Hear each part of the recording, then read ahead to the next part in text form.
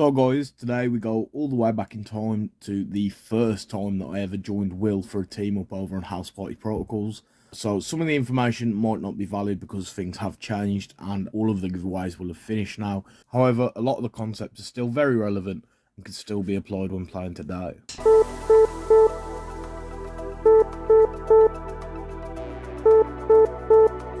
Incoming transmission.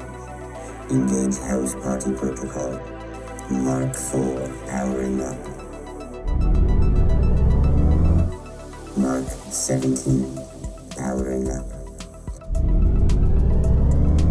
Mark 44 powering up. All suits are online. Welcome to House Party Protocol. Power up, suits, and welcome in to another episode of House Party Protocol.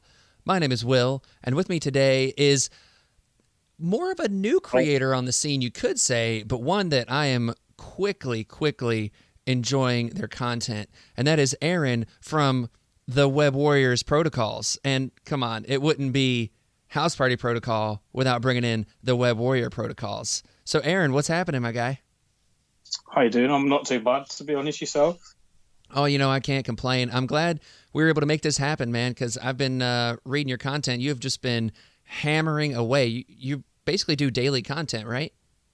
Yes, so at the minute, I think on the very first day I launched the blog, I put an article up that was just about the tournaments I've been to in the past. And the next day I didn't post anything. So the day after that, I posted twice to make up for that. And then since then, I've posted every day. That's awesome, man. Like, you've really been crushing it, and I really enjoy reading your articles. You really write. I mean, it's really engaging reading your articles, I got to say. And also, for those of you that are interested, there is a link in the description to the Web Warriors Protocols Facebook page. That's probably the easiest spot, I would say, to find everything. So check that out. It is also a webwarriorprotocols.com as well, so you can find it there if you don't have Facebook, but I'll make sure to leave the appropriate links. But it caught my eye when you first burst onto the scene, as it were, because I'm a bit of a Web Warriors player myself. Definitely not as good as you, but I still am a bit of a Web Warriors player myself. So I've heard that you're a big fan of them from some of my friends, that you like the Web Warriors.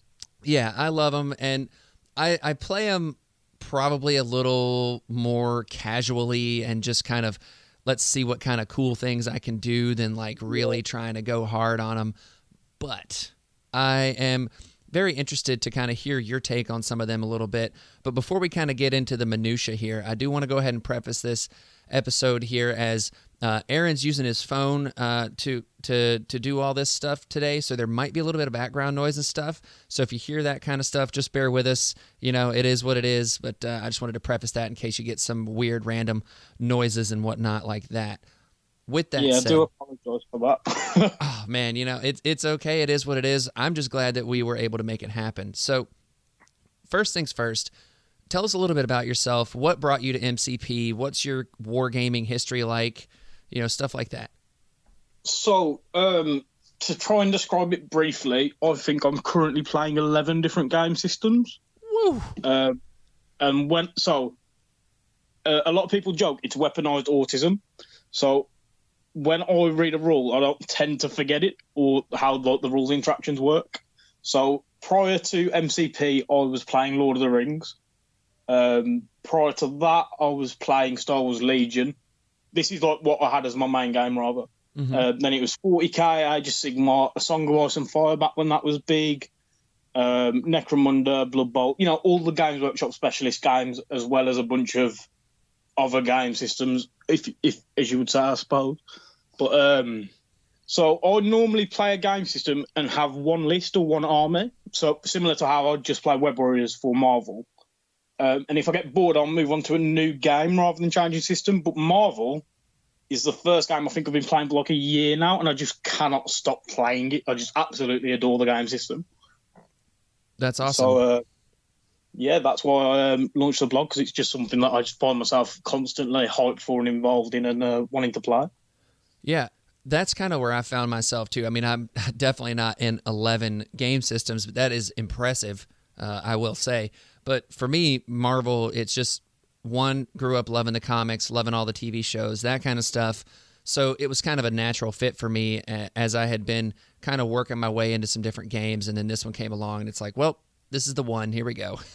So Well, yeah, that's sort of it for me as well. So I'm quite young. So I was born in 2000. I'm a 2000 baby. So Star Wars Legion, for example, that was Star Wars. I didn't grow up on that. I didn't really grow up on the like sort of Lord of the Rings-esque. Obviously, Lord of the Rings was released the year I was born.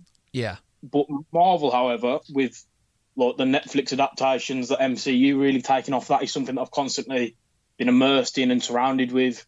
So there is that to it as well. I actually do have like some investment into the characters themselves. I love them. I love the comics. I love Venom. That's one of the main reasons I got into the game. So yeah, that's another thing that keeps me really hooked with the game as well. Nice. So since you mentioned Venom, I've got to say, I definitely have been known to bemoan Venom a time or two in this game. However, I have more come around lately after playing a ridiculous amount of games with him lately. So we can get into that here very shortly. But all that to say, that's really awesome. And I know that you are pretty big in the tournament scene over there, correct? I don't know if I'd say pretty big. I'm slowly working my way up there. I've been to 6 Marvel events now, so. Nice. That's pretty awesome. Do you kind of travel pretty like just locally, or do you kind of have a pretty wide berth? I'm willing to probably travel anywhere in the UK, I think, for a Marvel tournament. So the furthest I've been is Leeds, which, to put that into perspective, is a 2.5-hour drive. Nice. This weekend just gone, I've been to Derby, which was an hour away. So I'm pretty open to traveling around the country for it, to be honest. That's awesome. And so you got drawn to this game because of Venom and the Marvel stuff and all of that. So that's really awesome. And you said that one of the things that you did previously was kind of like if you wanted to change a faction, you would just change the game. So what has kept you so engaged in Marvel Crisis Protocol? Is it the system? Is it the characters? Is it the release schedule? Or is it kind of a combination of all of those things? I would definitely say it's a combination of all of those things, because the main thing about Marvel as well for me is that isn't exactly a meta, I don't think. So in Lord of the Rings, for example, the Middle-earth strategy battle game, it's not stagnant, but there are very clear dividers between what's good and what isn't. Mm-hmm. Whereas with Marvel, I feel maybe other than the Guardians of the Galaxy, which we all know have some problems, I think everything can definitely compete at a super high level. Yeah. So when I first got into the game, playing Web Warriors, I don't think there was anyone really playing them as the main faction. There was a lot of a lot of Cabal players. This was quite early days, and I just love the fact that I essentially took characters that I really like, and they were super, well, in my opinion, super competitive. Yeah. And then it was a matter of, well, what about, say, Killmonger? I love Killmonger as a character. Picked him up, found out he can also be super competitive. So it was the fact that I could sort of take anything I want and mould it into my roster. I'm not limited to, say, a faction, as you are in, say, 40k. And I think that also creates an innate balance as well. Because in 40k, for example, if I have a certain unit that's just ridiculous, that's sort of my faction. Like, no one else can access that, and that's my sort of like my power over the other factions. Whereas in Marvel, MODOK, for example, people can say Moni's really competitive, but they also have the option to take him regardless. So I think that creates a lot of innate balance. Yeah, I really agree with you on that, because it's one of the things that I've said more often than not in this game is that there are things that are strong and there are combinations of things that one could say are meta, but realistically, we all walk up to the table kind of with even odds. Yeah, 100%, because we're not limited based on the decision we make of what affiliation we play. So if I choose Web Warriors, but you were to, say, choose the Uncanny X-Men, so we're both obviously committing to, say, 2 or 3 characters from that affiliation. Mm-hmm. But other than that, we could show up with an identical roster. or we could show up with a completely different roster. Yep. And it's so funny to me how, like, really this game rewards the reps with your roster as a whole, with the entirety of a roster. And that's one of the things that I really like about this game, is that you can roll up to an event with something you just threw together and feel pretty good about it. Or you can tech it out and like really work on a roster, play, 50, 60 games with a particular roster and really figure out where it works, where its shortcomings are and stuff like that. So a lot of people obviously say like they don't see Web Warriors as being a top competitive faction. That's in sort of my local meta. But again, with what you're saying about reps, just to put into perspective, I think I've gone over 400 games now with this roster. Woo! Or a very similar roster. That's so much. Yeah, so like I said, I don't like change. I'm happy to play the same roster. So I've never, ever played without Miles, Gwen, and Venom as my core. Nice. And that's in all 400 of those games. So I know what I'm doing with those. Do you know what I mean? I know what I can do, then their capabilities, how far I can push them. Right, exactly. And I think that's a huge advantage for when I'm playing. Yeah, and that's just it, is the knowing what your core is going to be. And in terms of roster building as a whole, I'm right there with you in terms of the core. I like to have, like with my Web Warrior specifically, that 10-point core, and I like my 10-point core to be Miles, Venom, and Gwen most of the time. I will put in Core Box Peter every now and again, but I'm right there with you. Yeah, so I did an article called The Core of the Roster, and I think that it's pretty safe to say you could play every affiliation that way, where you have a core set of 3 characters that you will always play in every game. Obviously, if it's Black Order, it might be a core 2 characters, so say Corvus and Thanos, or if it's a more widespread affiliation where you've got 5, 6, 7 models on the table, obviously your core is going to be slightly bigger, but for the most part, I think each faction has a core of 3 characters that they always want to be taking. And if you're playing that affiliation, it's probably good to be getting the reps in with those characters. Absolutely. And with that, though, let's now talk about kind of what your roster looks like and see if we can, figure some stuff out. Yes, so my roster, as I've said, is built around the core, which is Miles, Gwen, and Venom. So they're 10 threat. So when making my roster as such, I don't ever change what I take at a threat value, I don't think. So I think if I'm playing 18 threat, for example, then I'm going to be playing Miles, Gwen, Venom with Corvus with Reality Gem and Proxima. Whereas if I'm playing 20 threat, I am going to be playing with my core plus Scarlet Witch and Reality Gem Corvus. So that's sort of what my roster is built around. It's that I already know what I'm playing regardless of mission, regardless of the opponent. And then that obviously lets me get the crazy amount of reps that I've got in with it. Right.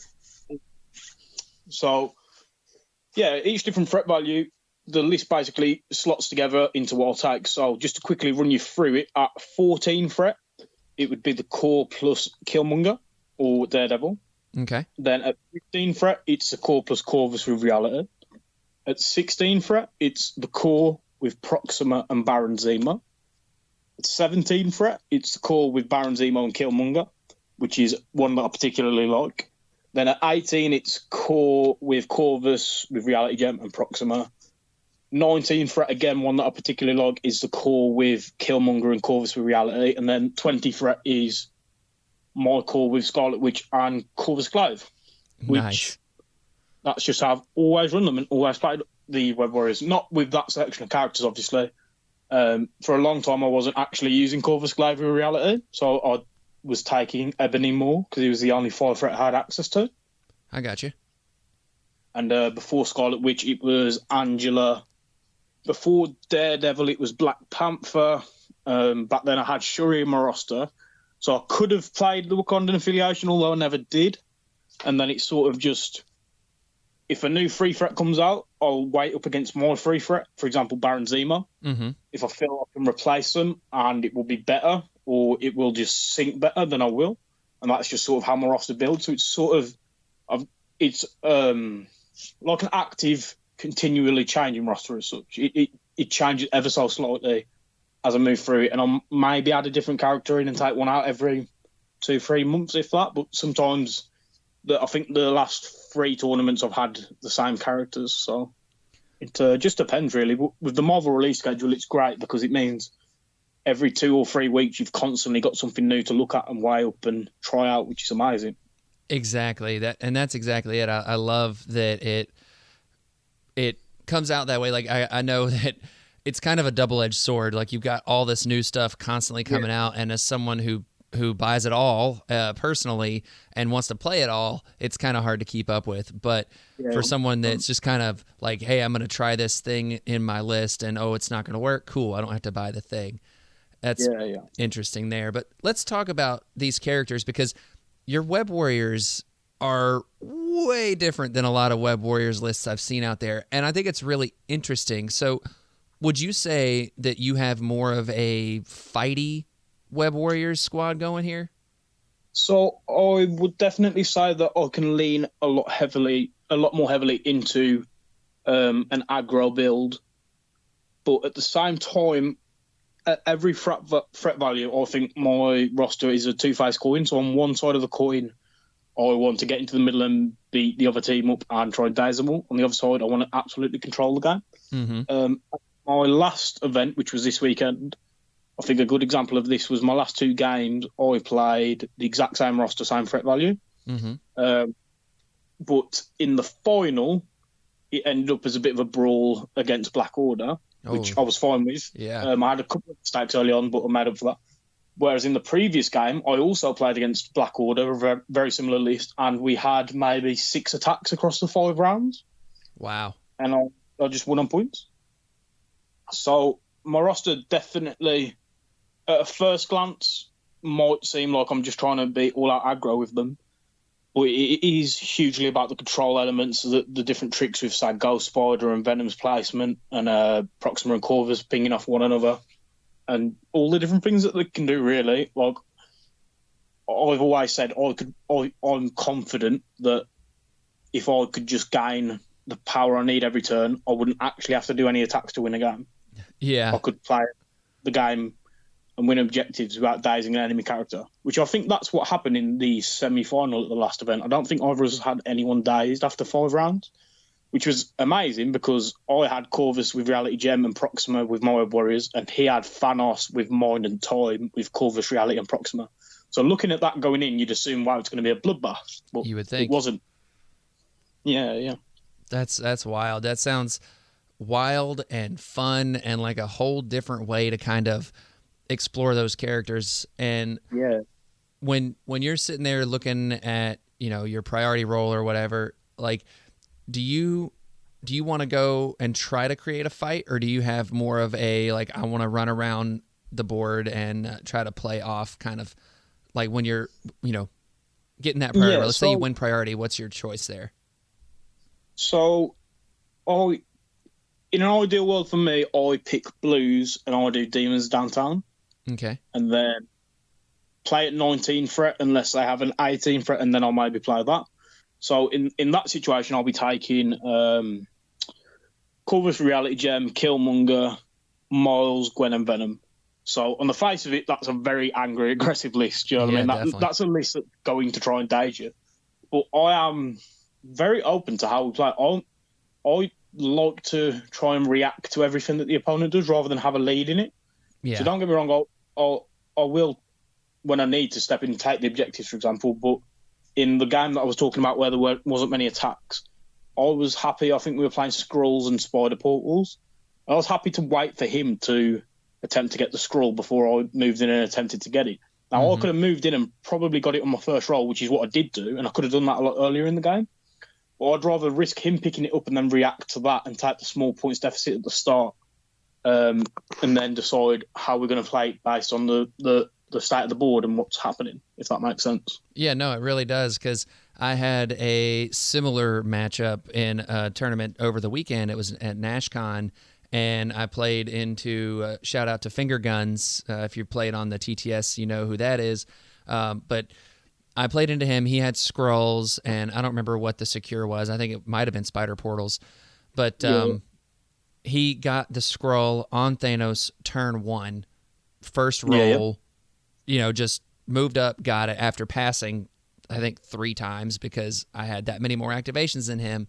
And that's the thing that I think I've found when it comes to Web Warriors, especially into like Black Order or something like that. Like if Black Order gets what it wants in terms of the extracts and gets to get those single things and they get it, it's really hard for me as a Web Warriors player that plays kind of just pure Web Warriors, just wide, very little attacking, stuff like that, to kind of make up that ground. And I really like the way your list here is designed. It's like, well, you don't care if he gets it because you're going to be able to kind of probably take down or at least put a serious hurt on whoever has it. And I really like that. 100%. So, like I said, it is more reactive and it responds to what they want to do. And I think all of the characters can sort of do different roles at the same time. So a lot of people just use Corvus as super angry.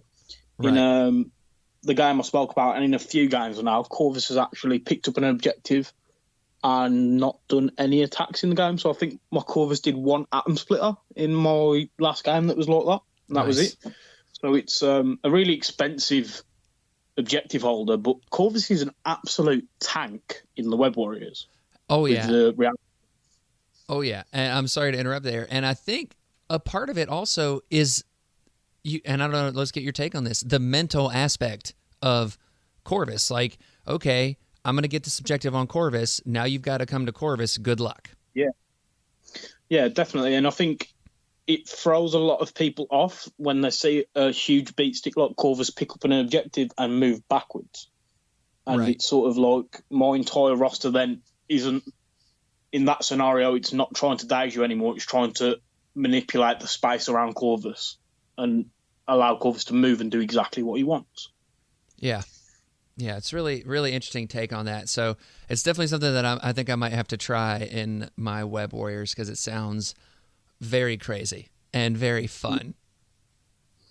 The thing is, though, I think the core Miles, Gwen, and Venom, they can all play super control and they all can also play super aggressive.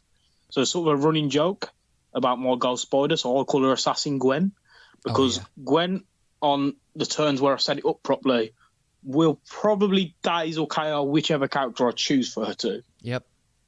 So the ideal situation is all Gwen needs is free power. Yep.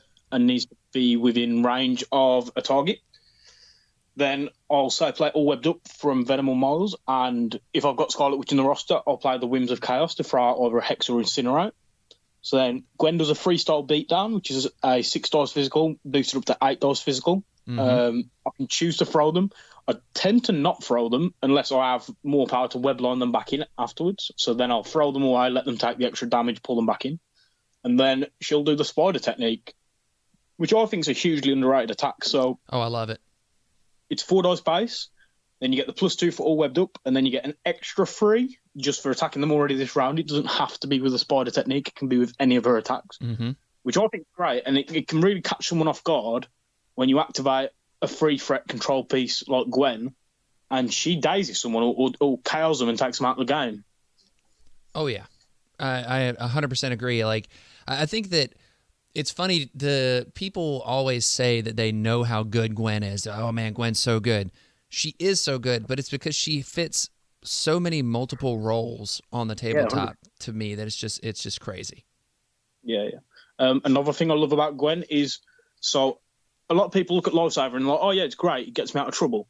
I actually look at it in times and go, oh, yeah, it's great. It's going to get me into the trouble. And when I say that, what I mean is I can move Gwen in front of you, and then if you decide to take a pot shot at Venom with, say, Hawkeye, knowing that he's weak to his energy, Gwen will lifesaver him toward you. So he'll be pulled in with the lifesaver, and then he might be in range to counterattack. He might be in range to move up and make an attack the next turn. But it's not just an ability that lets you pull someone away. I 110% think it's just as useful for getting people where you need them on the board. Yeah, I agree. I think it's not just... I use it more as a reactive kind of save someone from an attack, but also I do like it in the, like, all right, well, I made a mistake where I put this character, so let me fix that a little bit here. Yeah, 100%. She can make up some mistakes with placement, definitely. Absolutely. Especially if you can pull through her because it's a pull. So, say you're pulling Venom, you can place a movement all over Gwen with the pull. Exactly. Yeah. So that's one of the things I think most people don't quite understand. It's like, well, just because Gwen's basically right there next to you doesn't mean that you can't get around her to be further away than she is, you know? Yeah. Well, if a lot of times, if Gwen is in base contact with Venom, say behind him, she's not only stopping him being pushed away, but she can still pull him away if she wants to. Mm-hmm. Same way if she's in front of him, she then can't be pushed, but she can slingshot Venom forward through her. Right. And whilst we're on the topic of things that I don't think are talked about enough for Web Warriors, so the Web Warrior Defense reroll, there are so many times I will use it to reroll a success. So many times. To get that extra power? Yeah, so I get the extra power that I need. 100%, I think it's brilliant having the option to both reroll successes and failures. Yeah, I think that's a really interesting take on that because it's one that you don't see a lot of people do is trying to re-roll the success. And it's one of the things that goes back to this game and like kind of a way to understand it, especially from a competitive perspective, is that, you know, the economy of power is so important. And I know you know this as a Web Warriors player. It's one of the things I know as a Web Warriors player. If you're somewhat new to this game and you haven't really dabbled in Web Warriors, the one thing that they have a problem with is generating all the power they need to do all the stuff. Yeah. So there you go.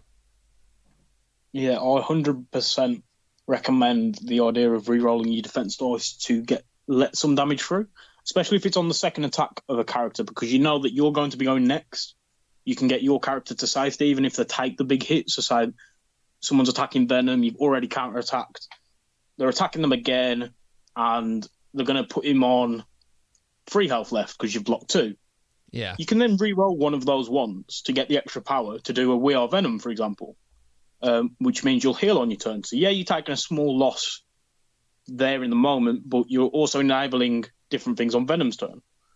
With Miles as well, with all of the re-rolls, it's great because you can very precisely manipulate how much damage you take, given the right circumstances, and how much power you gain and what that allows you to do in response. Mm-hmm. Mm-hmm. It's really interesting, and it's one of those things that, again, all of this discussion comes about from getting those games in, and at the end of the day, that's definitely what you got to do if you want to be a more competitive player. If you're a casual player and you're just having fun slinging dice, I mean, have fun, sling those dice. You know, that's the way I look at it. 110%, definitely, yeah. Yep. The roster I use in tournaments, I have like a tweaked version that I'll use for casual games. Uh-huh. So if I'm running that, obviously it's very different, but it's still, as I was saying before, still has the same core. So I'm still getting reps in with my roster in a sense, which is the main thing. And I think you can play, the great thing about Marvel is you can play competitively, you can play casually, and you can win or lose, and it will still be an enjoyable experience because it feels the way that a battle between superheroes would, which is the best part. Exactly. That is so much it, in that it's fun no matter what you're doing. In my experience, like I think I've maybe had one negative play experience, and that was just one of those times where it's like literally the dice results just never seem to be right. You know, whatever. Look, that kind of stuff happens. That's not it's not indicative of the whole game. I think this game is just beautifully fun, and it is wild and explosive, and it is superhero battles to a T. Yeah, 100%. Yep, I love it. So one of the things I want to get your take on something, because how I've tended to play my Web Warriors in the past, and not the way I played them recently, but how I played them in the past, was kind of more leaning into the defensiveness versus kind of more going for the be able to turn on the attacks. Like I never really have a version of them where I'm able to turn on the damage per se, like other than Gwen gets lucky or Miles gets, you know, somewhat lucky and all that stuff. Like the all webbed up turn is always very strong. It always feels good when you're able to get that off. But one of the things I used to do is kind of put Doctor Strange with him to kind of boost up the defenses, because to your point earlier, like we talked about, like, you know, sometimes taking that damage to get that power is good, but I feel like as a Web Warriors player, you're always kind of like living on the edge of about to go down. And that's kind of a hard place to be, and it's a hard like mental space to be in, I feel like, but it's one that I've gotten more accustomed to lately, so I don't play Strange anymore in my Web Warriors, but I still love Strange, but you know. Yeah, Strange is great. The current Strange is absolutely wicked. One of my friends plays him religiously in his defenders, obviously because he's the leader, but he's a really, really interesting character. I had looked at him before because, like I said, originally I was running Ebony Maw as a 5 threat. I like Ebony Maw as a character, so I love the representation of him in the movies. I love the idea of it, but sadly, in the game, I think Ebony Maw's one step away from being good. I think he needs a little bit of a nudge. 100%. So after Ebony Maw, I tried 4 out for a couple of games. And then it sort of was not a huge fan of... I love 4 as a character again, but I wasn't a fan of how he worked in the game. And obviously at this point, I'm not looking at it from necessarily a purely thematic decision. At that point, I was looking at it as, okay, I'm building a roster for a tournament. Yeah. So it was either to take Doctor Strange or Angela, because obviously here in the UK, we had that thing, I don't know if you know about it, but we got Angela like 6 months ago, man. Yep, I had somebody mail me one from over there.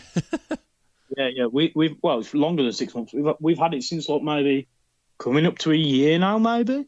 Yeah. So it was sort of, I bought Doctor Strange and Wong, and I bought Angela, and I built Angela and used her and really enjoyed how she played. So I just never got around to using Doctor Strange myself, but I can 110% see the utility that he brings to the Web Warriors and how he really leans into that specific. We will not die. We are going to tank all of your attacks. Exactly. And then with his bolts of bedevilment, being able to push people around is just, again, that extra layer of control. And I think that's more where I lean with my Web Warriors, is leaning into the control and trying to get those web lines and the web snares and the throws and all that stuff off, and just letting Venom stand there and be like, okay, come chew through this, and then I'm going to chew through you. Yeah, so Venom's incredible. So it's quite funny. Even when I'm playing really aggro, I wouldn't say I use Venom as an aggro piece. I'd say Venom is probably my main control piece, even more so than Gwen at times. Oh, dude, he's such a good denial piece in so many ways. And he's, let me see if you jive with this. So, like, control-wise, web snare, one of the best pushes in the game. It's so great. The medium is amazing. And then you've got the throw on top of it. So there's those two things. But also, I just like the fact that the mental part of getting within range 3 of Venom means you're likely to get an attack back. And then that's, I feel like, a form of control in and of itself. 100%. Venom completely and utterly controls, I would say, range 3 of him, obviously, is ideal. But even at range 4, you're at such a risk from the fact that he can pull you medium and suddenly you might end up within range 2, or you'll definitely be in range 3. But he can pull you in that close. And then on top of that, he can also throw you. So he can make you make the equivalent of 2 medium moves, which is crazy. Yeah, it's insane, and I love it. It's like I said, I feel like that there are tools to deal with Venom a little bit more these days, but still not 100%. Like, I think Cable is a good Venom counter. I think Hawkeye's a somewhat good Venom counter, but there's ways to get around those characters if you are a Venom player. And both of those characters aren't rolling such high stacks of dice that Venom can't deal with it. Yeah, 100%. Venom's invaluable to me. I think I could possibly see, if it was possible to, I could see myself playing without Miles if there was like a way of taking another free threat instead. Maybe with Gwen, but with Venom, there's no question. I don't think I could play the way I play without him. He is such like a fundamental part of how the roster works. Him and Lethal Protector together, it's just the list isn't based around that, but it works with it, if that makes sense. Oh yeah, no, that makes perfect sense to me, and that's really awesome because that's definitely something that I'm really in with, and I actually tried to combine Lethal Protector and Heroes for Hire with Iron Fist in this tournament recently, and it worked enough, but it wasn't exactly the secret sauce that I wanted it to be, but that is what it is. I'd thought about that because I've played against the defenders with Luke Cage, Iron Fist, and Heroes Fire a couple of times, seeing how good it is. So I had considered putting Iron Fist as a free threat or Luke Cage to replace possibly Baron Zemo.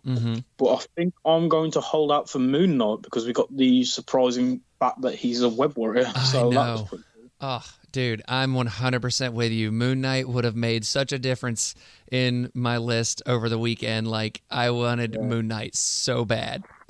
and it just didn't, it was one of those things we thought he was going to be out, but he wasn't. And so here we are. We were expecting him, and then it was delayed. Yep.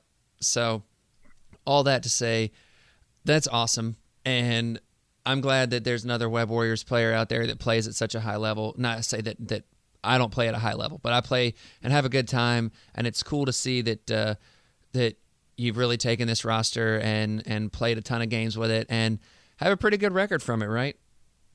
Yeah, so tournament-wise, I've been to 6 events with it, and I am 22-0, so I've never dropped a game at an event, which is pretty crazy. That is very crazy. And I've got to ask, have you thought about playing on like Tabletop Simulator at all? Is that something that you're interested in doing? So I did at one point. That's 6 6 in-person events. I signed up for a TTS league on a whim. So I think it was season 4, and I won 5 of 6 games, got through to this sort of season finale type thing. Lost a game in that. I don't know. So I think it was an awkward situation. I placed a measuring tool on there, and I thought, me and my opponent both thought we measured something in a certain way, pull with venom, and then the ref said that it actually caused a collision. So I just prefer the fact that in person it is you could, obviously on TTS you have you're exactly precise in the sense that everything is where you place it. Exactly. But in person it's a lot easier to place it where you want it, which is what I think is the main thing. Yeah, I'm with you like that. That's one of the things, having played a lot of TTS at this point, one of the things you take for granted when you play a lot of TTS is that everything is measured perfectly. Yeah. And when you play on a level where you know what perfect measurements you're going to have, it's hard to come and play at a real table and say, well, I mean, this looks good. And it's, like, I think that you've got to have that balance. And at high level tournament play, everything should be as close to perfect as possible, but it's not going to be perfect. And it's impossible to in person because, I mean, all it takes is someone to knock the table and every model's moved a millimeter. That doesn't seem a lot, but of course it is. Do you know what I mean? Oh, yeah, 100%. Especially with Marvel, as I said, I play lots of game systems. Marvel is by far the most precise system, maybe followed up by the Lord of the Rings strategy battle game. Marvel is 110%. The standard of play and the game table etiquette is the highest I've come across. How precise and exact something is in terms of measurement, I think at every level of play, casual and competitive, it's very, very high, which is something that I do like.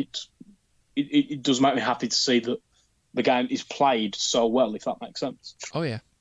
It makes 150% sense. It's always a good time. It's always casual. Even in a competitive world, it's still like, oh shoot, let me, we're doing this thing, intent matters, all that stuff. So yeah. 100%. I think intent is a huge thing as well. I completely agree.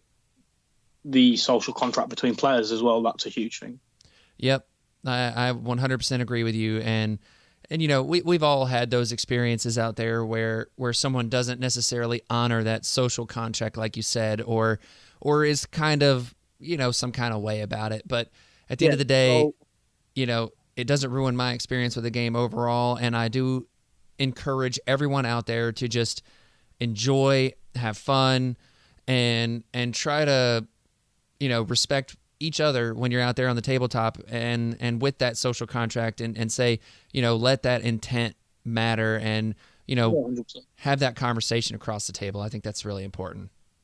Yeah, that's something that I try and declare. And just to go back to TTS quickly, so I think it's phenomenal. I think the way everything is loaded up on there is insane. The maps are insane. Mm-hmm. The Discord community is insane. It's crazy. Like, the accusers all know exactly what they're talking about.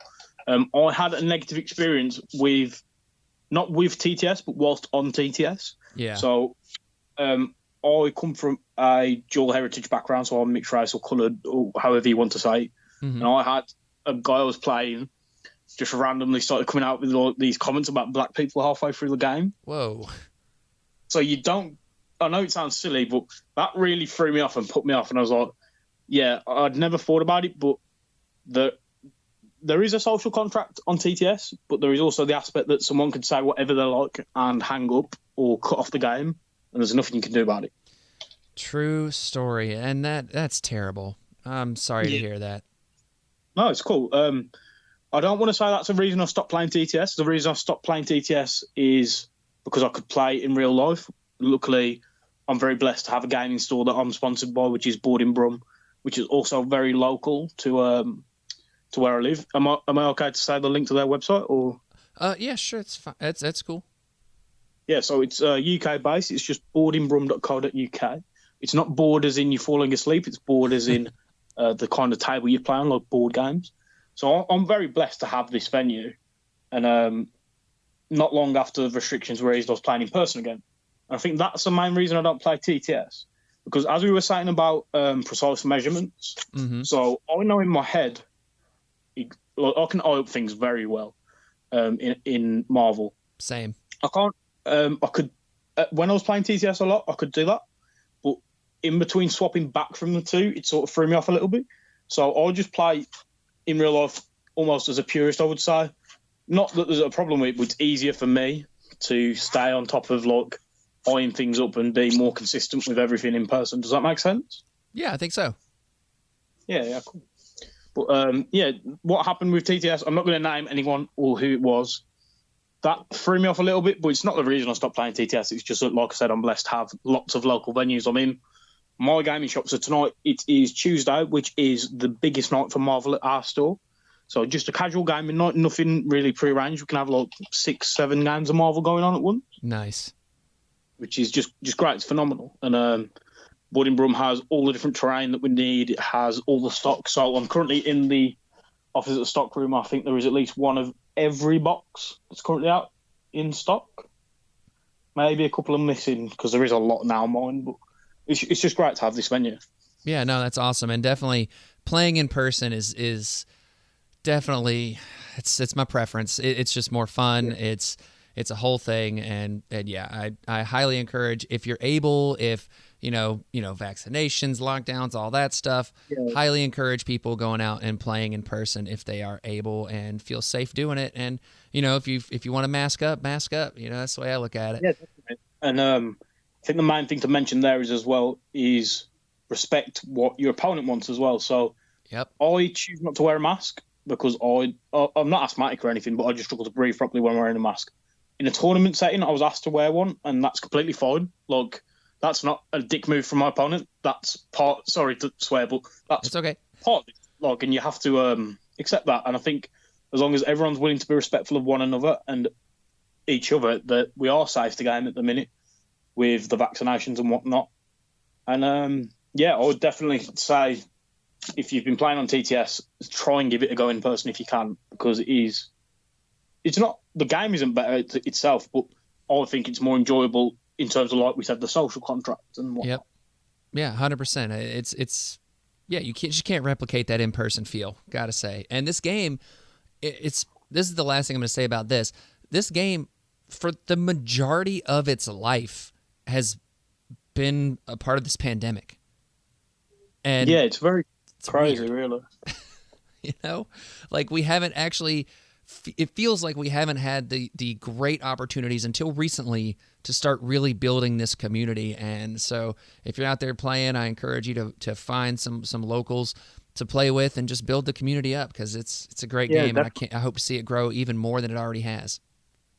Yeah, I don't know what it is like over by you, but over here, so there's gaming shops probably one gaming shop within an hour or half hour of every other gaming shop. So there are a lot. There's a lot of really good venues. Like I said, obviously my place that I play is board in Brum. But if you can put the time in and the work, a community will create itself. So there wasn't a huge community of board in Brum to start with, and now there's just an absolutely phenomenal community here, and we have new people getting into the game all the time. And don't let it put you off if no one's playing in your area at the minute, because you can definitely build up to it. And Marvel is the fun, engaging game where people who want to play all different kinds of levels can, and it's got that entry level.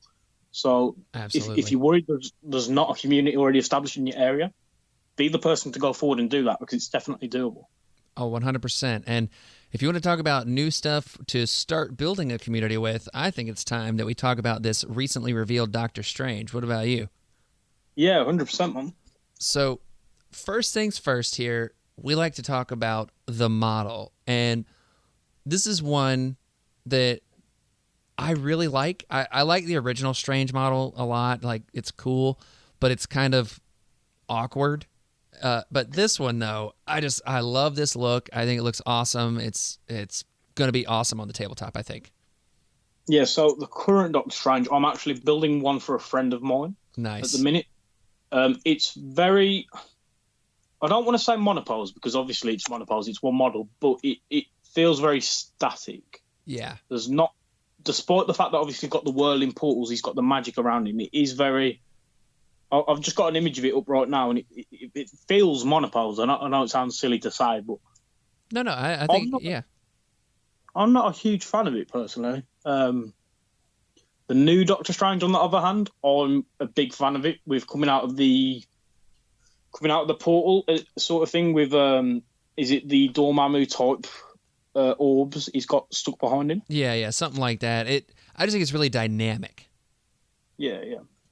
Which what character is he coming with again? He comes Sorry, with Clea. What's the one? Clea, yes. We haven't seen her card yet, have we? Nope. Probably Thursday. And Clea, just to quickly talk about her, she's Dormammu's niece, I think, isn't she? She's related to Dormammu. Remember. Yeah, she's related to Dormammu in some way. When I first saw the model, thought it was different planets in the background. So as if Doctor Strange was literally stepping through from, almost drifting through like the galaxy, and then I realised it was the Dormammu energy and those orbs. The dynamic, the stepping through the portal, like, it's so cool coming from Dormammu. The only thing, and this is a very nitpicky thing for me, but the only thing that's going to be frustrating is it looks like just the tiniest tip of his foot's hanging on back there. Yeah, I can see that. It's definitely... are you in the sense that it's going to be quite fragile? Is that what you mean? Yeah, he's going to be a candidate for getting a pin driven up his leg and into the base. Yeah, I think a big thing, though, in no bad way to whoever painted the original models, but a lot of the paint jobs on some of the core box models and some of the earlier models weren't as good as what we're getting now. And I think this is a great example of how the box art and the painting has come along with Atomic Mass Games with the new characters. Oh, yeah, this looks amazing. It looks great. It just looks really, really, really well done. I mean, it's got the light painted in around the sort of portal that he's stepping through, whereas if we look at the older Doctor Strange, the box art for that, there's no glow or anything. It just looks great. It just looks really, really brilliant. Yep, I love it. I'm excited for this model, and I'm probably don't know what I'm going to paint it like when I paint it, but it's going to be beautiful, I'm sure. Yeah. Well, I might... So it's quite funny. I don't actually own that many different boxes of characters. I have a few. I have the ones I like as well. Yeah. But I might pick this one up. It is very nice. Yeah. And I do like the clear model. I mean, there's nothing fancy about the clear model, which is pretty cool. No, yeah, it looks cool. I like how she's kind of stepping down off that energy or stepping up, whatever you want to look at. It looks cool. Yeah. But let's talk Doctor Strange, the Sorcerer Supreme, Stephen Vincent Strange. So it is important to note that when you're roster building, you can only have one version of a character's alter ego in your roster at a time. So you can't have this version of Doctor Strange and the other version of Doctor Strange in your roster. You have to commit to one or the other because they are both Stephen Vincent Strange. So just sorry, just to clarify that as well, because I do get asked this a couple of times. What that means is it's the roster itself, not the team that you use when you play. Because I've had a couple of people in the lot. Oh, I've got both Peter Parkers in my roster. Which one would you drop? And I'm like, well, you can't have both. Right. And like, well, surely it's when you play the game. I'm like, no, in your actual roster, you can't have two of the same. Correct. I think that's a big differential to point out, just so people know. If you're looking at building a roster, you're not going to be able to have both Strange in the roster, not the team, but the roster itself. Yep, 100%. So definitely worth clarifying there. So thank you for that. And we've got a top stat line here of 6 stamina. He moves medium. He's size 2, threat value of 5. He has a physical defense of 3, an energy defense of 3, and a mystic defense of 5. And I do think it's also important to note here, if you look at the comparison between him and Clea, it appears as though Strange is still on a 50 millimeter base. So we're going to operate under the assumption that he's on a 50 millimeter base. So kind of a little bit of a normal stat line there for a 5 threat character, right? I mean, it's nothing too crazy. The 5 mystic is good, but the 6 stamina I feel like is a little on the lower side. Yeah, so it's definitely on the lower side having 6 stamina. I'm trying to think of the other 5 threats who have 6 stamina. So we've got Scarlet Witch, don't we? The Amazing Spider-Man also has 6 stamina, I believe. Yep. But, I don't think it's anything necessarily bad because, as we'll see in a minute, his superpowers mean his defenses are very reliable. Absolutely. He's going to be blocking quite a lot of damage. Absolutely. And the original Strange also has 6 and 6 on his stamina value. Yeah. So this Strange is the same, 6 and 6, but it's still just, you would think like a new version might have some changes here, but I don't think these changes are the important ones for Doctor Strange. I think it's about what we're about to talk about here, and that would be the attacks. Would you like to go over those? Yeah, so the first attack that we've got is the Baleful Bolts of Balthak, I think it's pronounced. So it's a range-free 5-dice mystical attack. It's your basic builder, so after the attack is resolved, you gain power equal to the damage dealt. However, it does also have on the trigger of a wild the Pierce special rule, which changes one of the defending characters' crit, wild, or blank, or shield rather to a blank. This is always a great ability to have. There are very few characters that count blanks as defenses, so most of the time you're reducing the enemy's number of blocks and therefore pushing through more damage. It's a builder. Having Pierce is great because it's not guaranteed to get you more power, but across the game you'll probably find that Pierce will come into play and you'll get the power as a result of dealing the damage that way. Oh yeah, Pierce is so great. It definitely allows you to kind of get that little bit of extra through there, and I really love it. Yeah, and I mean, again, it's not that often, but if you look at characters like, say, Carnage, who has 1 mystic defense, you can almost look at it, especially with the rerolls that Strange has access to, that they're rolling no defense dice. Unless they get a crit and another success, they're not blocking anything. You're rolling straight damage, and that makes it a lot easier to plan ahead with what power you might have or the damage you might be doing, if that makes sense. 100%. And it also is worth noting the timing of a Pierce, because this is something that I don't think we talk about enough overall in the game. I think we take it for granted. So in the timing chart in the rule book, the Pierce for when you, as the attacker, use a Pierce, it happens in step 9, but part B. So basically what happens is if you're attacking someone who's in cover and they switch a die to be a block, the Pierce happens after that. So it's players modify their dice, then they modify their opponent's dice. So Pierce is going to be one of the last things that happens in terms of dice modification, which makes it even that much stronger. Yeah, I think another notable thing about Pierce is during the attack sequence, this is how it used to be as far as I'm aware. I'm not sure. I don't play MODOK myself. But with a character like MODOK that doesn't count wilds as successes, or however it's worded rather, Pierce still works against MODOK, I'm pretty sure, because of the timing of it. Correct. So players modify the opponent's dice and the attacker's does things first, followed by the defender, MODOK being the defender in that case. Yeah. So that's another nice little thing to always remember. Again, I think it is mostly just MODOK that affects, but he's a very dominant character. It's a good thing to bear in mind that Pierce does still work against him. Exactly. So, yeah, I really like this attack as a builder. I do wish it was range 4 instead of range 3, but I think we'll be all right. What's the next one? Yeah. So the next attack that we have, there's a lot of alliteration here. So we have the Deadly Daggers of Daviroth. It's a range 5, 6 dice attack. It costs 1 power. Now, it is a physical attack in the sense that that's the symbol it has on the card. But as you can see in the first line of text, it says, before choosing a target, this character chooses whether this attack is a physical energy or mystic attack, which is absolutely huge. Love it. Range 5, being able to choose whatever damage type you like, including mystic, is phenomenal. It's like when players look at Hawkeye, one of the big things is he can switch between physical or energy, I believe, on his basic attack. Mm-hmm. So this Strange opens up the option to switch between any type of damage, which is huge. It's phenomenal. The second part of this attack is if it deals damage, after the attack is resolved, the target character gains a poison special condition. I think there's a lot of synergies already with that. Obviously, the immediate one for poison is Omega Red. Yep. Possibly in the future we'll get more with that, because I feel at the minute they are going through a phase of really bringing to the surface the power of different conditions, as we've seen with Blade, for example, with the Bleed special condition. Yeah. So maybe in the future we'll get another character that really synergizes with the poison special condition, which would be really cool to see.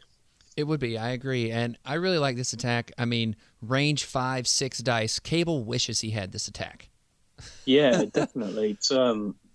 It feels more like they're throwing like a battle axe at you rather than a dagger when you look at the stats and how it ranks up. For real. And I think this is one of those attacks. Like, let me get your take on this. So, like, the poison is kind of gravy, but realistically, it's just the fact that you're able to change that attack type to whatever attack type you want, and you're able to do it at range 5, which really stops a lot of the kind of reactive things that some characters have access to. So I really, really like this. It's insane. It's like Venom, for example, as I was saying, he wants you at range 4. Mm-hmm. You can stand with this Doctor Strange at range 5, not really caring, and just go, right, here's some energy attacks, deal with it. Exactly. As we've seen more recently, characters like Carnage or Mysterio have some defenses that are only 1. And I think another really notable thing here is because of the chosen of Vishanti superpower, where Strange gets an extra 2 power in the hero phase. Way to jump the gun. Yeah, sorry to jump that one, but a nice little combo to remember here is if you're against Mysterio, where you need to pay 2 power to reduce their defenses, you're doing that turn 1 and then choosing which attack type it is. It's phenomenal, the sort of things that this opens up.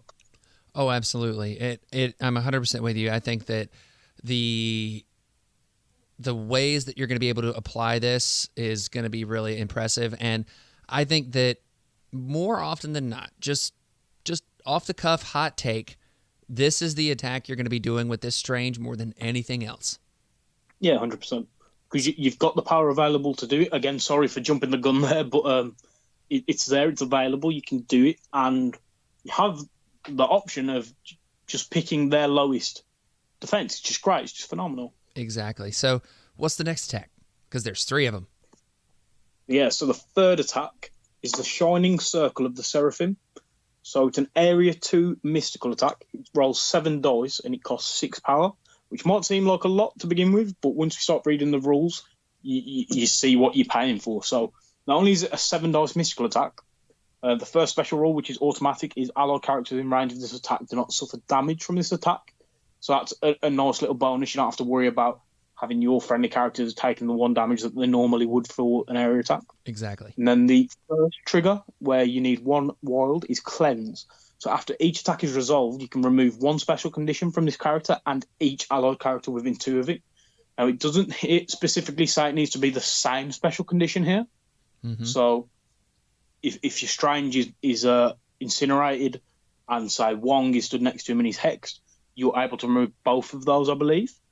Then after that, we have, I think it's pronounced Salve. Yeah. And that's on a wild and a shield result or a block. And it's after each attack is resolved, remove 1 damage from this character and each allied character within 2 of it.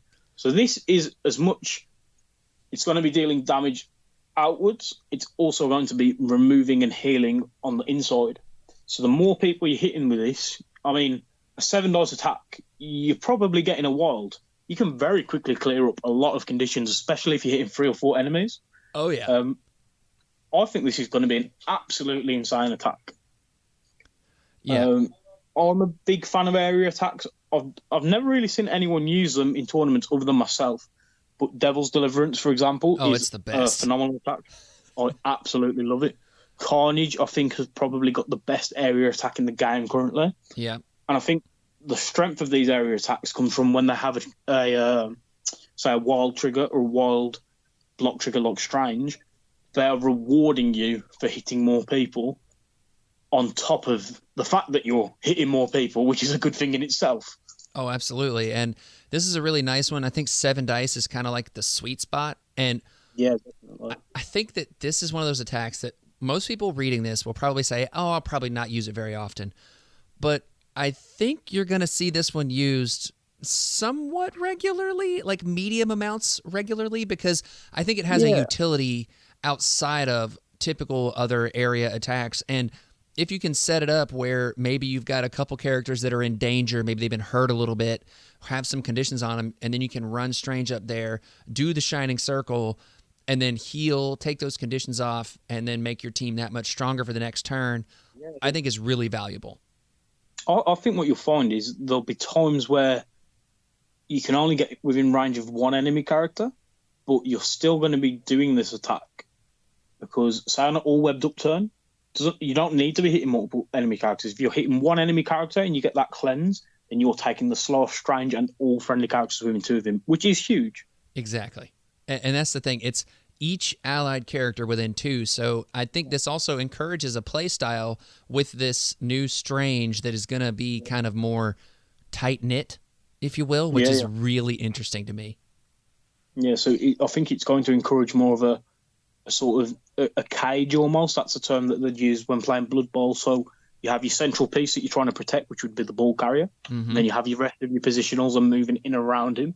Obviously, in this case, they're benefiting from that, but that's a sort of play that this is going to encourage, I think. Yeah, 100%. 100% agree with that. So I'm really interested to see how people go about using this attack.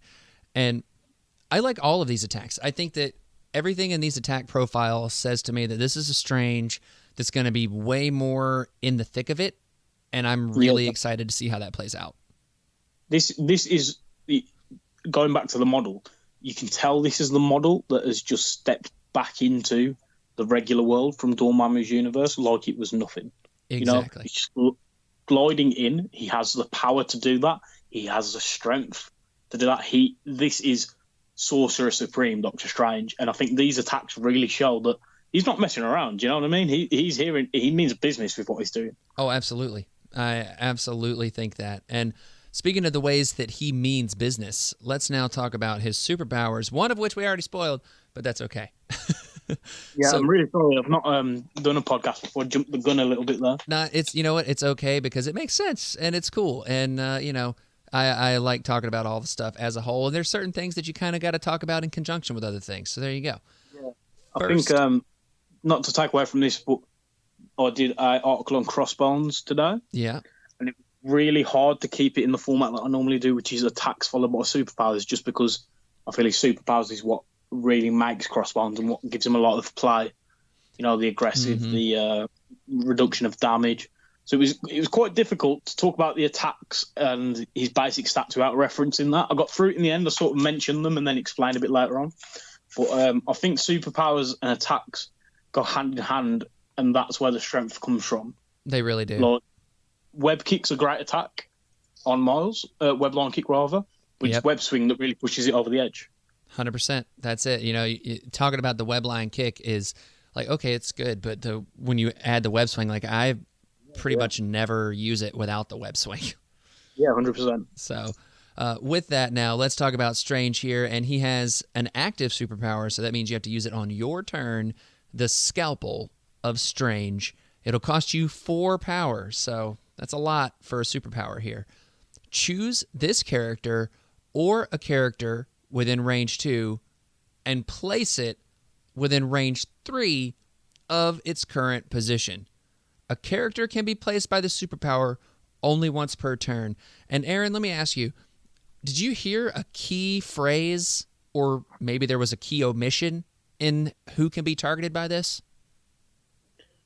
So it doesn't mention enemy characters specifically. Exactly. Friendly. You can use this on friendly or enemy characters. It's crazy. Wow. That is a level of control that I don't think we've really seen in this game yet.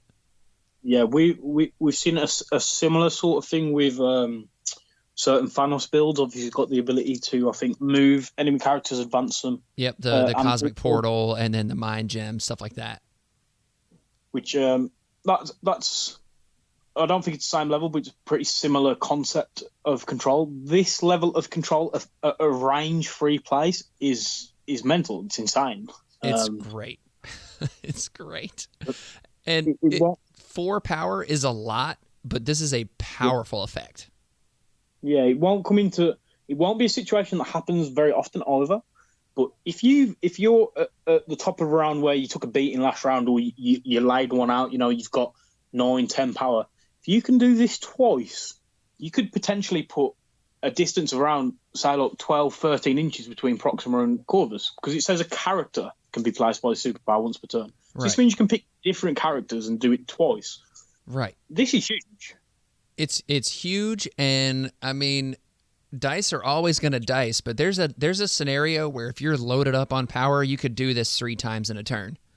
Yeah, 100%. Because getting a couple attacks off and everything, I mean, just the use cases for this are insane. It's going to be awesome, and to me, like, as attacking and all that stuff that I think you're going to want to do with this Strange, to me, this is the meat and potatoes. This is what makes this character work so well right here, is the Scalpel of Strange. And as you already mentioned, he has a way to have a little extra power right off the jump, and that is an innate superpower called the Chosen of Vishanti. During the power phase, this character gains 2 additional power. So he starts with 3. That's awesome. That's Hulk. He's only one of us. It's great. As you mentioned, on a medium-sized base as well, you've got the potential to move once, do a Baleful Bolts of Baleful attack, get the 1 power that you need, and suddenly you've just completely thrown someone off out of position turn 1. Exactly. It's the first round, and you have absolutely messed with where they want to be. Yep. And one of my favorite things to do with stuff like that is move up and then put a character that's already activated closer to the rest of my team so I can beat the shit out of them. Yeah, because once you this is a great trick in the Web Warriors. So you've got the web line and the web snare. Mm-hmm. You do the web line first. Obviously, you're guaranteed to get the power to do it if you use an impact weapon. And then Venom, all he has to do, move up and do 1 damage on his basic. He gets the power to do a web snare. You can have somebody within range 2 of where your character's deployed. You set this up properly, Corvus can be doing a double strike turn 1 if he's in your roster, for example. The Scalpel of Strange is that with exact precision. It's not a pull, so you're not obstructed by what they're around, by the fact that there could be terrain or intervening characters. It's a place. You're essentially making an enemy character web swing wherever you like. Yep. This is just so good. It's so good. When I first saw the card earlier, I first thought, wow, that's a lot of innate superpowers and not many others. And then I realised how good this is as an active superpower, and went, yeah, fair play. That's pretty strong. Yeah, and that's just it. Like it's so many innate superpowers, but this here just really opens up all the possibilities, in my humble opinion. And I can't wait to see what happens here with all of this, because I think it's going to be very exciting. And next up, let's talk about his Eye of Agamotto innate superpower. So it's exactly the same as it is on the regular Strange. This character can modify and re-roll failure results. This character may re-roll all of its attack or defense dice once per attack. So taking that consistency to a whole other level. I mean, it just keeps getting better and better on top of what we've already seen with his attacks. So this is another thing when I was saying really ties into the attacks and the superpowers going hand in hand. Absolutely. So if you don't get that wild and that block in the Shining Circle of the Seraphim, you can try again. Exactly. And I mean, at that point, sorry to keep going you off, but at that point you're rolling 2 sets of 7 dice. Again, you can never guarantee that you're going to get the result you want, but asking for 1 wild on that many dice, you're getting pretty close to guaranteeing it. 100%. And I was sorry to interrupt you, like, because I agree with you so much on this right here. I think it's just great. I love Eye of Agamotto. To me, it's the best reroll in the game, personally. Yeah, it's phenomenal. Obviously, the one downside you could almost argue is that you have to reroll all of its attack or defense dice, but you also have the plus side of you're doing this after you add crits. So you can almost look at it as your first roll. All you're doing is trying to get crits to add more dice. It doesn't matter what they are because it's your second roll that counts. So say you do a Baleful Bolts of Balfak, you get 2 crits. I know it's quite a spot. You get 2 crits. Now you've got a 7 dice mystic attack that you're about to be able to roll if you're not happy with what you've already got. It's disgusting, and I love it. It's brilliant, yeah. So the Deadly Daggers, I mean, you're just really, really stacking on the power that attack has, because now you're at range 5, so you can do it from wherever you want, wherever you're comfortable attacking or where you're comfortable defending from. You can then choose their weakest defense, so mystic, energy, physical. You've got the power innately to avoid things like enchantresses, extra defense dice, mysterios. Mm-hmm. And then on top of all that, after you're severely punishing them and putting them in a really difficult position, top of all that, you can choose to reroll all of your attack dice if you're not happy with them. It is the sauce, my friend. It is the sauce, and I love it. It's brilliant. So next innate superpower here. This one's got a little bit of extra text on it, so bear with me on that. It's the Mystic Armor of Strange. When this character is defending against an energy or mystic attack, for each wild in the defense roll, it may change one of the attacker's criticals, wilds, or hit results to a blank. This character gains 1 power for each die changed this way, and then finally he has flight. But let's talk about the Mystic Armor of Strange. It's MODOK. Yeah, except he gets power. It's mental. It's so good. It's so good. It's crazy. I mean, as we said earlier, his stats, his defensive stats, in a sense, are pretty average for a 5-threat character. But with the Eye of Agamotto rerolls and this on top of that, if you get 2 blocks and one of them's a wild, that's equivalent of 3 blocks. And I think what's also really good is if you get a wild, you can cancel certain triggers for the enemy. So a flurry, I'm pretty sure this is how the timing works. So you can choose to get rid of their wild. So it's just crazy. Yeah, it's pretty nuts because basically you don't start counting the successes until the end of like triggering effects. So like, yeah, you can turn off things like flurry, turn off the wild pierce will happen before the defense, so you still get the pierce through, but the other effects out there, there's so many, there's too many to name, but you can all shut those off. And I said it was MODOK. It's really not MODOK. Like, MODOK cancels wilds in the attack roll. This is when Strange rolls wilds, good things happen. So it's not MODOK, but I think it's super cool. It's crazy. So the amount of denial this offers you, because we're getting a lot of attacks now. Obviously, to begin with, we had quite a few attacks that were single dice triggers. So you get a wild, you get the effect you want. I mean, just looking at Strange, for example, Salve, it's a 2 dice trigger. You need a wild or a block. The odds of getting multiple of both of those are not very high. So the fact that you can roll 1 wild and get rid of your opponent's, say their block result that they need, it's great. You're just instantly shutting down the rules on your opponent's cards. And it's just, it's sweet. I love it, and I just can't wait to get this character on the table because I think he's going to really be interesting. And once he's on the table, where do you think affiliation-wise, he is the best fit. Just quickly as well, sorry, before we talk about that, Yeah. the icing on the cake for that superpower is Strange gets a power. Yeah. Each is changed in this way. We didn't even mention that. Yeah, he gets the power. He's doing all of that, and he gets power for it. It's beautiful. It's a beautiful thing, and I want it all the time. Yeah, he looks incredible as a character card. He sure does. So yeah, affiliations. So, I mean, we've got so many now, haven't we? We've got 16 affiliations currently released.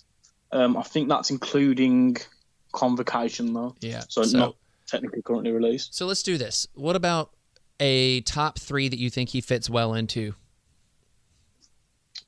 So, I mean, it's really quite hard to say. I mean, he doesn't get any use out of, say, Avengers, for example. Correct.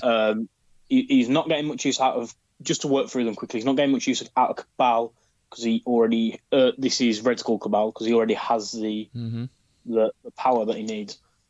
So they're the first 2 that come to mind for me that he doesn't really want to be in. In terms of what he wants to be in, I mean, I think he's going to fit into quite a lot very easily. I completely agree with you. I think that off the cuff right here, I'm maybe stealing a little thunder because I asked you this first, but I'm going to steal it right here. So I'll go for it. I think Midnight Suns, so we know that Doctor Strange is affiliated with Midnight Suns. We don't know if Doctor Strange Sorcerer Supreme is. So even if he's not affiliated, though, I think Midnight Suns is a very interesting place for him because that range 1 place on that 50 millimeter base is going to be really good. He really, it's not just the place he gets himself, but it's the fact that you can be doing your double activation. So you can be doing 2 attacks with, say, Blade, and then using the range one place to get back in range 2 of Strange, of this Strange rather, which is what he wants. Yep. So like we talked about earlier on, he's encouraging you to build almost a cage, and the Midnight Suns leadership is great for that. Yep. I mean, you could almost argue in a sense the Uncanny X-Men is going to, in Storm's leadership, he'd fit into that quite nicely. Obviously, it's not a super competitive leadership, in my opinion, obviously. But a 50 mil base is great for anything when it comes to placing within range of such as these. Oh, absolutely. Absolutely. So I mean, I'm with you there. What else you got? So, Criminal Syndicate, I mean, I think he'll have a place there, maybe. Yeah, that could be really interesting. Just say you've got a character on the middle gamma shelter. They're counting as 2 models. So your opponent has to move 2 models in just to negate that. You Scalpel Strange one of those models away. Or even turn 1 Scalpel Strange one of your models onto their home gamma shelter. Yeah. They can have 1 there protecting it. If they're committing 2 people to their home gamma shelter, and you have and that's not even, they don't even know if you're going to push that threat. They have to do that just to make sure you don't. The amount of control that gives you, the fact you can just instantly snipe an objective, you just go, cool, that one's now mine because I count as having 2 characters. Yeah. It's that's crazy. gross and awesome, and I love it. And then I would be remiss, I feel like, if we didn't say that he could have some really seriously fun play in Web Warriors. Yeah, so that's one I've been looking at all the different powers and thinking about. He will seriously, I mean, yeah, definitely. Some of the things he adds to Web Warriors, I mean, Venom, obviously a small mover, putting him within range 3 of his current position on a 50 mil base is absolutely massive. Oh man, yeah. And you don't have to, and then I love Lethal Protector in a lot of ways, but you don't necessarily have to have Lethal Protector if you're able to move Venom about with Doctor Strange. Yeah, 100%. I'm just looking at the characters I've got in my roster. Obviously, my core comes to mind. So the Scalpel Strange to put, say, Miles to safety. I mean, Miles already can move a phenomenal amount across the board. Oh, yeah. If Miles picks up a couple of hammers or a couple of objectives, he's then got the potential to move medium, place himself within 3, and then if you're still worried at that point, which you probably shouldn't be, Strange can go, you know what, have another range 3 place. Mm-hmm. The movement shenanigans this allows I mean, suddenly you're looking at characters that the main weakness is that they're slow, and Strange is absolutely getting rid of that. Four power to pay to do this is a lot, but he's going to have that power. Yep. I mean, from turn 1, you can be doing this. And It's suddenly, great, yeah. Advanced R&D to just get him that 4 power, and boom, there you go, game on. I don't even think he'll necessarily need advanced R&D with a 5 dice rerolling Mystic Attack basic that has Pierce. I think more often than not, you're going to be able to move. If you wait for your opponent to move 1 or 2 characters, you're going to be in a position where Strange can move and reliably get the power to do a place. Mm-hmm. And I mean, obviously, all my reps with Venom, a lot of the time, turn 1 for Venom is a move. Yep. This can change that entirely. And it's insane. It's bananas. Yeah, sorry to keep going on about it, but it obviously, another thing springs to mind. It's huge for fixing any mistakes you've got.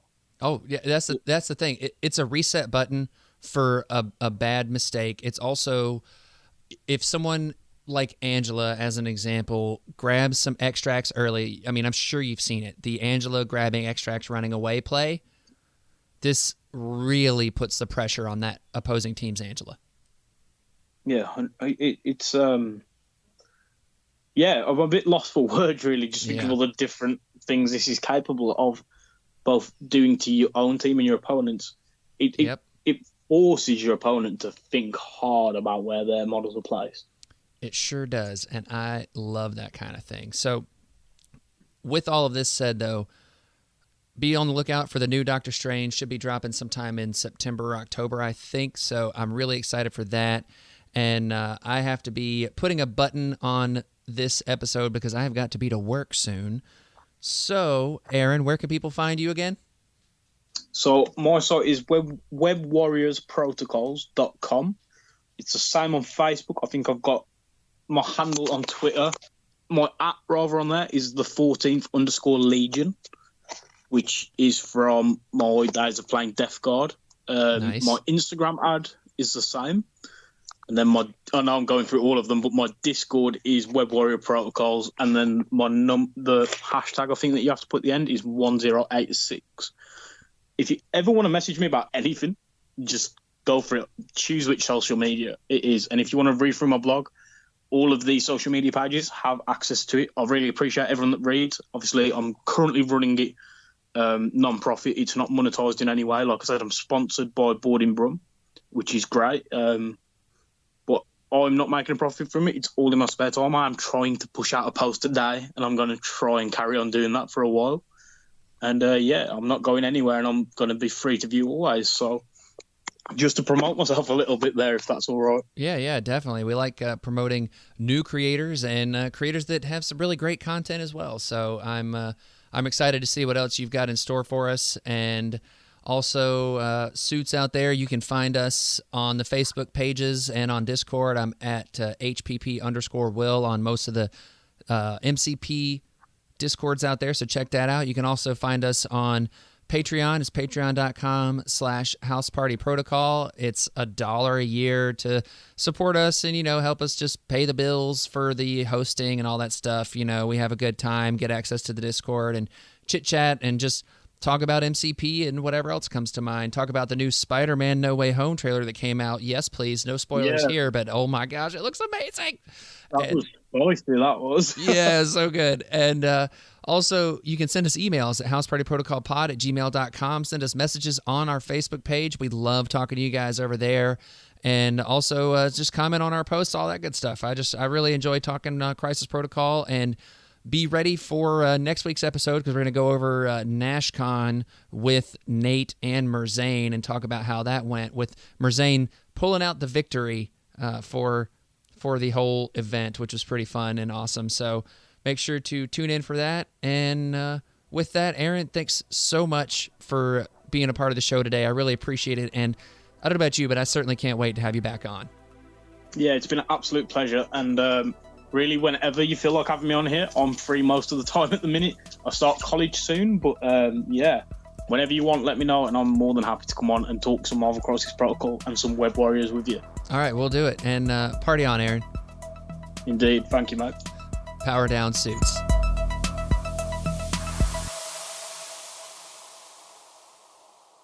So guys, thanks for watching. Please leave a like and subscribe if you enjoyed the content. Feel free to leave any thoughts you have down in the comments below. I just want to give a big shout out to all of the supporters of Web Warrior Protocols that have made this all possible, and a big thank you to all of the channel's patrons. The support from Patreon goes towards buying new terrain and buying new models to be painted up to be used on the channel. If you'd like to support the channel through joining the Patreon, you can find a link to it down below in the description, as well as links to all of the channel's social media.